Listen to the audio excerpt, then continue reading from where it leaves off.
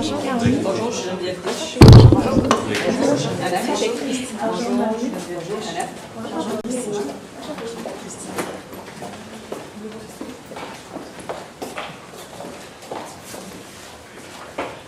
Chaque équipe dispose de 20 minutes afin de présenter son cas au juge. J'afficherai un carton pour les 10, les 5, les 2 dernières minutes et les 30 dernières secondes de la présentation. Lors des 10 dernières secondes du discours, j'indiquerai à l'aide de mes 2 mains le nombre de secondes restantes. Une équipe n'ayant pas terminé sa présentation après 20 minutes sera arrêtée afin de passer à la période des questions. Une période de questions d'une durée maximale de 5 minutes est allouée au jury à la fin de la présentation. Je tiens à rappeler au jury qu'il est obligatoire de poser au moins une question lors de cette période. J'inviterai maintenant les juges à se présenter brièvement. Vous pourrez ensuite débuter. Pascal Andreville, directrice marketing Super-C. Loïc Cloutier, directeur principal mise en marché Super-C. Bonjour, je suis Geneviève Biche des ressources humaines de Métro Inc. Bonjour, Anna Kolkowski, je suis vice-présidente de la mise à marché pour la bannière métro. Bonjour, Christina Bellevue, gestionnaire de compte chez Procter & Gamble. Donc, bonjour, je vais débuter par présenter notre équipe. Donc, Marie-Michel, Naomi et moi-même Camille. Donc, aujourd'hui, nous vous présenterons des solutions qui seront différentes, créatives et audacieuses. Donc, pour commencer avec le mandat, en fait, après avoir lu le cas, il était possible, on a réalisé en fait que le mandat, c'est de recruter de nouveaux clients et fidéliser les clients actuels afin d'augmenter la valeur du panier moyen d'achat du consommateur. Donc, pour ce qui est de l'agenda de la rencontre, en fait, on va commencer avec l'analyse de l'environnement, soit les forces, faiblesses, opportunités et menaces.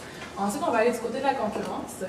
Par la suite, on va parler du marché cible, du milléniaux, les stratégies qu'on vous propose, l'échéancier, les indicateurs de performance, le budget, les bénéfices et finalement la conclusion. Donc, pour ce qui est de l'analyse d'environnement, tout d'abord, les forces de votre entreprise. Donc, le prix concurrentiel, donc comme vous savez probablement, vous avez des prix assez bas. Puis aussi, vous pouvez égaliser avec les prix des compétiteurs. Donc, si un client arrive avec un prix moindre dans un autre magasin, donc vous pouvez égaliser ce prix. Par la suite, l'augmentation de part de marché. Donc, vous prenez de plus en plus de part de marché, ce qui fait aussi que vos ventes augmentent par la suite. Pour ce qui est de la perception des clients, donc une très bonne perception des clients, même si le prix est faible, la qualité reste. Donc, les clients ont une bonne perception de la qualité de vos produits. Puis, pour ce qui est donc l'application mobile, donc comme on l'a vu, vous êtes les premiers à avoir une application mobile. Puis, il est quand même assez bien fait. On retrouve ce qui est le nécessaire, ce qui est développé. Pour ce qui est des faiblesses, donc comme mentionné dans le cas, puis ce qui est demandé pour le mandat, la rétention des clients. Donc, c'est peut-être plus difficile d'aller chercher des clients et de les garder.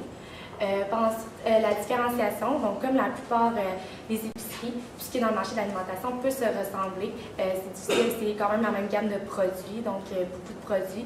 C'était plus difficile d'aller chercher quelque chose d'unique. Puis ensuite, les réseaux sociaux, donc vous êtes sur Facebook, mais peut-être que ça serait bien d'aller élargir vos réseaux sociaux et d'aller ailleurs pour ce qui est des Donc, pour ce qui est des opportunités, comme on le sait, on a une technologie qui est grandissante, donc ça évolue rapidement. Donc, c'est une opportunité pour vous de développer des nouveaux services et d'aller de l'avant avec ça. Pour aussi, les gens se dirigent de plus en plus vers les magasins à escompte. Donc, on cherche des rabais, on cherche les gros formats, on cherche vraiment tout ce qui nous permet d'économiser. Également, on a une augmentation du marché cible qui serait éventuelle. Donc, les milléniaux dépasseront les baby boomers et ça va permettre d'avoir une opportunité et d'aller développer ce marché-là. Pour ce qui est des menaces, ce type de clientèle-là, au niveau de la fidélité, c'est un peu plus difficile d'aller chercher étant donné justement que la technologie avance, qu'il y a de plus en plus de services à faire, donc c'est un peu plus difficile de ce côté-là. Donc ça peut être une menace pour vous.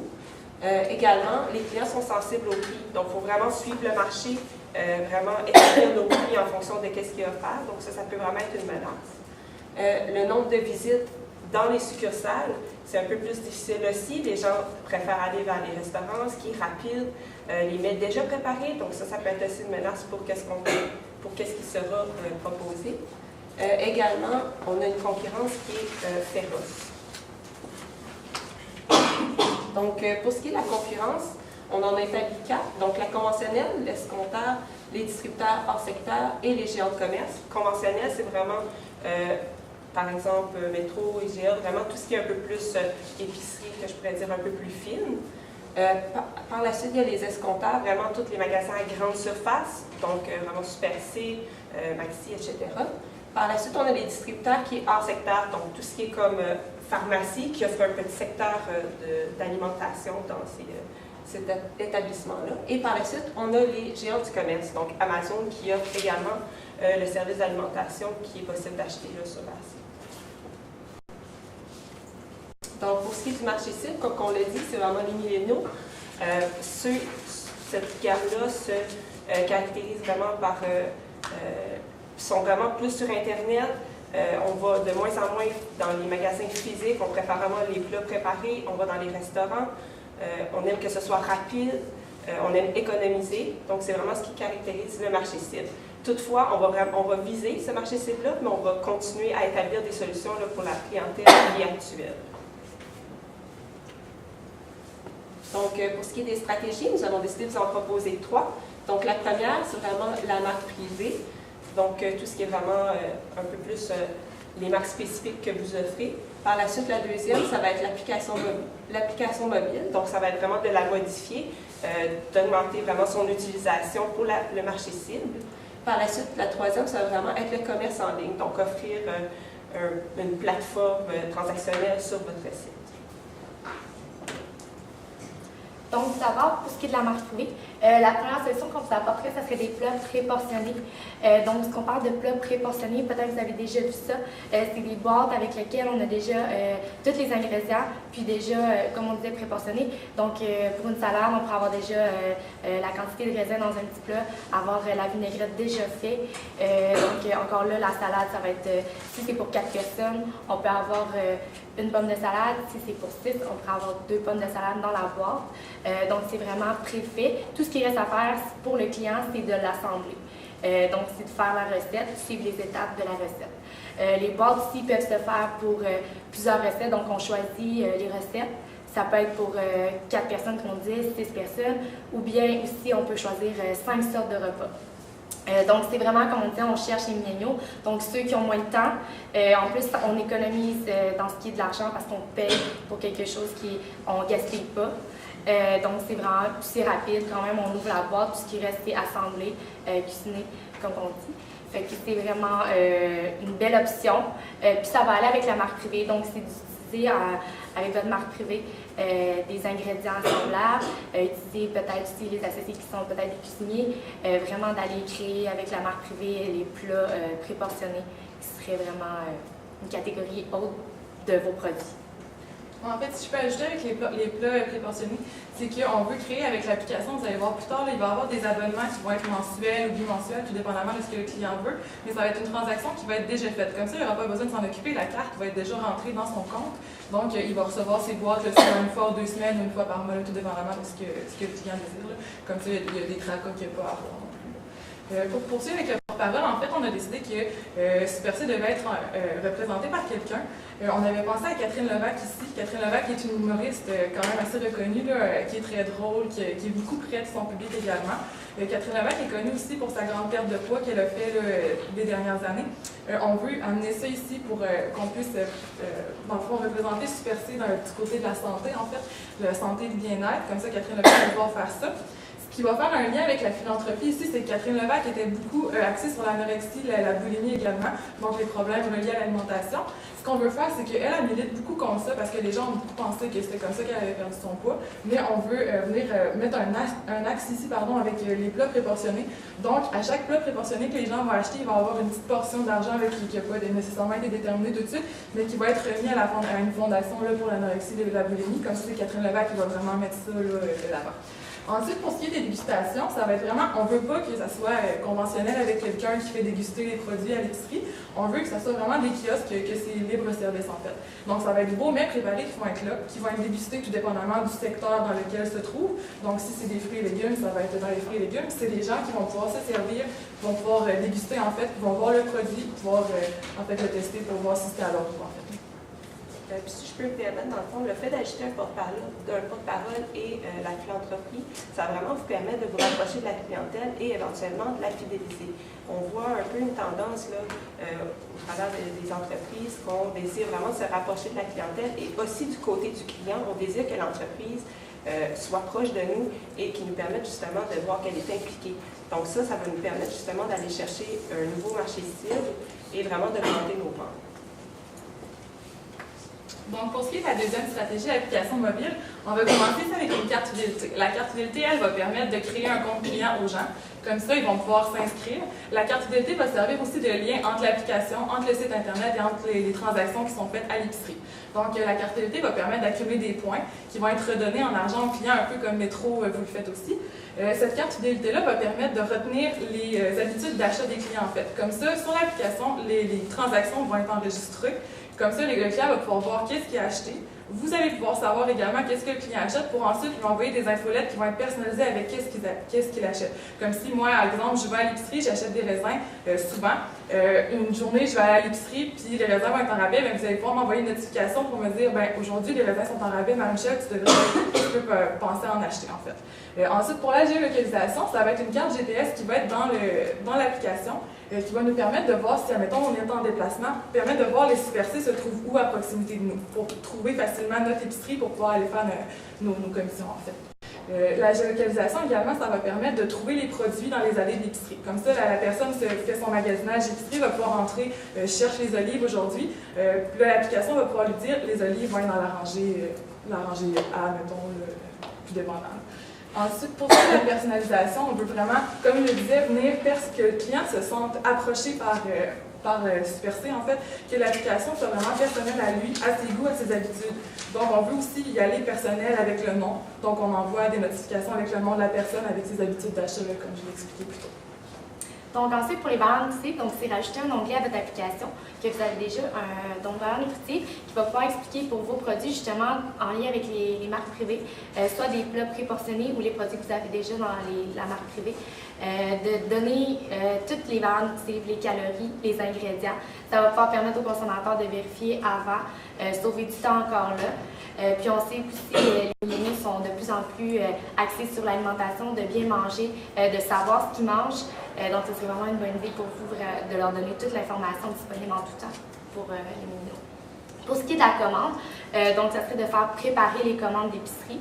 Encore là, on sauve du temps, c'est moins compliqué. Donc, c'est de pouvoir préparer justement tous ces achats.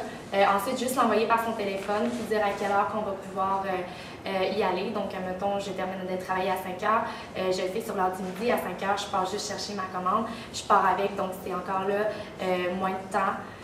Puis ça passe sur la carte de crédit, souvent avec justement le compte client, encore la carte fidélité, les points se ramassent, donc toujours en lien avec ce qu'on a expliqué plus tôt.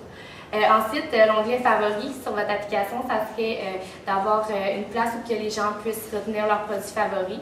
Peu importe le produit, puis il pourrait aussi avoir comme un petit scan avec le produit en magasin, puis le mettre directement dans son application ou le rechercher, puis le mettre dans son compte client. Puis encore là, on va pouvoir aller avec des offres personnalisées qui vont aller chercher les favoris, qui vont rappeler aux gens les rabais, rappeler d'aller en acheter ou d'en faire des petits offres. Donc, pour ce qui est du clavardage en ligne, pour le commerce en ligne, notre stratégie qu'on vous apporte, ça serait d'avoir, comme on dit, un clavardage en ligne. Donc, une place où on peut communiquer avec quelqu'un si on a des questions, si ils veulent savoir si des produits sont disponibles, vraiment pour répondre aux besoins de la clientèle. Donc, toute question pour ce qui est du client. Encore la commande, donc le mettre aussi, pas juste sur l'application, le mettre sur le site en ligne. Donc offrir la possibilité de pouvoir précommander leur commande. Puis aussi de faire la transaction encore là, une fois sur le site en ligne, d'éviter les paiements, d'éviter de sortir toutes les cartes. Pour ce qui est des recettes, on vous apporte de faire des recettes, des vidéos de recettes surtout, mettre en ligne. Donc encore là, les gens peuvent accrocher plus longtemps, rester plus longtemps sur le site. Regarder aussi justement les nouvelles recettes. Ça leur donne aussi les choix de savoir que chez Super C, on a ces ingrédients-là. Ils peuvent aller les chercher. Puis encore là, en faisant le lien, ils peuvent refaire la commande directement en ligne, aller chercher les ingrédients. Ensuite, pour ce qui est du Instagram, on sait que vous avez une page Facebook. L'Instagram, en fait, ce qu'on veut amener, c'est vraiment la proximité avec le client. Donc, l'Instagram va servir à montrer un petit peu les dessous de Super C avec les stories, si je peux me permettre, qu'il y a maintenant sur Instagram qui sont populaires. On veut aussi amener à montrer les mets préparés également d'une manière un petit peu plus belle. On sait Instagram, c'est ça, c'est des belles photos, quelque chose qui va attirer le client aussi. Les influenceurs sont de plus en plus présents également, donc on veut vraiment mettre un accent sur Instagram, pas nécessairement juste Facebook. Dans ce cas-là, c'est ça, les clients vont se sentir un petit peu plus interpellés. Ils vont se sentir aussi près de l'histoire de votre entreprise également parce qu'ils vont pouvoir voir qu'est-ce que vous êtes, qu'est-ce que votre mission, vos valeurs avec les stories, comme je le disais plus tôt. Avec les publications également, ça va leur permettre de se sentir un petit peu plus près de vous. Puis également, en utilisant vraiment plusieurs plateformes, ça va nous permettre aussi d'augmenter l'achalandage, donc de passer, d'inviter les gens qui sont plus familiers avec Instagram, de passer vers le Facebook et de passer vers un autre réseau. Donc ça va vraiment faire comme une sorte de réseau entre vos différents utilisations. Donc, pour ce qui est de l'échéancier, ce qu'on propose, vous avez dit que c'était environ, ça devait être fait en 12 mois. Donc, au niveau du premier mois, ça serait vraiment de recruter une équipe web si vous n'en avez pas déjà une. Par la suite, on pourrait également créer les recettes et les plats préportionnés puisqu'ils seront sur les applications et sur le site. Donc, ça doit être fait vraiment au début. Par la suite, ce sera vraiment de créer un compte Instagram et dans les divers réseaux. Au début du deuxième mois, ça va vraiment être de faire la modification de l'application, vraiment d'apporter les changements. Par la suite, ça va d'être les modifications du site Internet qui est aussi au deuxième mois. Pourquoi les deux sont en même temps? C'est parce qu'on veut les lancer en même temps. On veut que tout soit prêt. Puis aussi pour nous permettre d'avoir une marge d'erreur, de tester l'application, de voir les petits problèmes, vraiment pour s'assurer que par la suite, le lancement soit parfait. Par la suite, ça sera vraiment de faire une association avec le porte-parole que ma collègue vous a proposé tantôt. Par la suite, ça sera de faire des vidéos de formation pour les employés. Justement pour qu'ils soient familiers avec l'utilisation et pour si jamais il y a des clients qui ont des questions, comment ça fonctionne, certains onglets, ça sera vraiment de leur expliquer. Pourquoi on a décidé des vidéos? C'est vraiment une question de coût, donc pour réduire les coûts de formation. Par la suite, ça sera vraiment de faire des promotions personnalisées, qui est au 7e mois, et également les promotions pour la philanthropie qu'on a discuté tantôt. Par la suite, au 13e mois, ça va vraiment être de faire l'évaluation de tout ça, de mesurer les indicateurs, voir la performance, et par la suite, de faire les améliorations sur qu'est-ce qui fonctionne et qu'est-ce qui ne fonctionne pas. Qu'est-ce qui ne fonctionne pas, justement, on le change, on l'améliore pour vraiment maximiser le succès des solutions proposées. Donc, pour ce qui est du budget, on va commencer par l'application mobile. On a mis un 40%. Pourquoi? Étant donné que la main-d'œuvre de création, c'est un peu plus dispendieux. Donc, c'est pour ça qu'on a mis un 40%. Par la suite, au niveau du commerce en ligne, c'est un 20% pour compléter l'application. Et par la suite, pour la marque privée, un 30%. On a mis un 10% de contingence. Donc, pour les indicateurs de performance, c'est comment vous allez pouvoir mesurer vraiment si ça fonctionne, si ça ne fonctionne pas, pour ensuite justement apporter des améliorations. Donc, d'avoir le trafic web, de regarder justement le temps que les gens passent sur votre site, le nombre de clics. Ensuite, pour le nombre d'abonnés sur les réseaux sociaux, donc encore là, regardez est-ce que Instagram, ça a monté en flèche, est-ce qu'on devrait plus miser là-dessus? Est-ce que c'est Facebook finalement, est-ce que les vidéos fonctionnent plus que les photos? Pour la suite, ça va être le nombre de commandes de plats préportionnés, donc de vérifier si ça marche, si ça vaut la peine par rapport justement au coût d'opération puis la vente. Pour ce qui est du nombre de téléchargements pour l'application, donc c'est voir justement à quel point il est téléchargé sur les téléphones mobiles. Puis le nombre d'interactions, c'est par rapport au clavardage en ligne. Aussi s'assurer qu'à la fin, il peut y avoir un petit sondage pour s'améliorer, être sûr que les gens ont été répondus. Puis que le service à la clientèle, c'est bien prévu. Pour ce qui est des bénéfices, en fait, on va voir une augmentation des ventes, c'est certain, étant donné le trafic qu'il va y avoir sur vos différents réseaux sociaux et sur l'application. Ensuite, on va pouvoir aussi remarquer une rétention de la clientèle actuelle que vous avez déjà, parce qu'il ne fallait pas oublier non plus que la clientèle qu'on avait, c'était aussi celle que vous vouliez garder, en fait. On va fidéliser les milléniaux malgré le fait qu'ils sont difficiles à fidéliser. On va parvenir quand même à le faire avec les différentes solutions qu'on vous a apportées également. Il va y avoir un retour sur l'investissement aussi, donc ce qui va mener en fait au succès du projet. Donc, pour conclure rapidement, on avait ciblé les milléniaux pour nos stratégies. La clientèle actuelle n'a pas été oubliée non plus avec les stratégies qui ont été apportées parce que c'est quelque chose qui va aussi les rejoindre eux aussi. Il va y avoir aussi la concurrence, il ne faut pas oublier, là, mais parce que vous faites, vous allez pouvoir vous différencier aussi de la concurrence.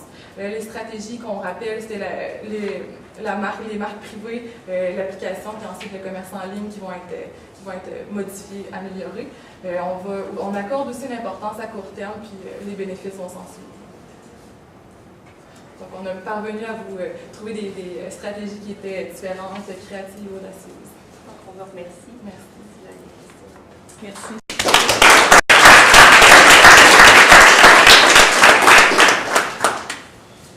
Mentionné dans la définition de votre mandat que vous vous attaquez à développer une nouvelle clientèle, mais aussi on s'occupe de la clientèle actuelle, vous l'avez ramené aussi en conclusion. Les actions spécifiques pour cette clientèle-là,